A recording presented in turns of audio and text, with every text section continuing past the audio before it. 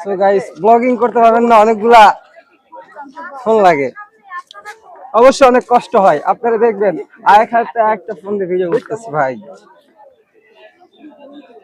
আর একটা কথা বলতেছি, আপনাদের তো কথা না বললে আপনারা শোনেন না, দেখেন না, এই জন্যই আর কি কথা বলার চেষ্টা করি। দেখেন না কত সুন্দর, এখানেও একটা বাঘ আছে, দেখেন কই কই কই, একটু জুম, এই যে দেখা যাচ্ছে বাঘের বিড়ালের বাচ্চা।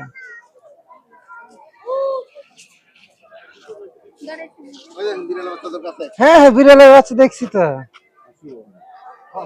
অলস, চিড়িয়াখানায় খেয়ে খেয়ে অলস হয়ে গেছে বিড়ালের বাচ্চাটা। অলস হয় নাই? হ্যাঁ, আমার মতোই অলস। ওরে দেখার জন্য তো অনেক লোক আসে, আমারে দেখার জন্য তো কেউ আসে না।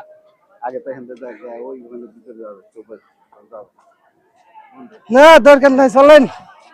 অবশ্যই আপনাদের যদি মনটা বেশি খারাপ থাকে, যদি কেউ সুইসাইড করতে চান, আল্লাহ কি বললাম ভিডিওর মধ্যে, এগুলো কথা বলা ঠিক না, তারপর আমি বলে ফেলছি, কিচ্ছু করার নেই। আমরা বাঘ দেখছি, আরো অনেক কিছু দেখবো। আপনারা আমাদের সাথী দেখেন, চিড়িয়াখানায় ময়ূরের পেখম উঠায় বিক্রি করতেছে।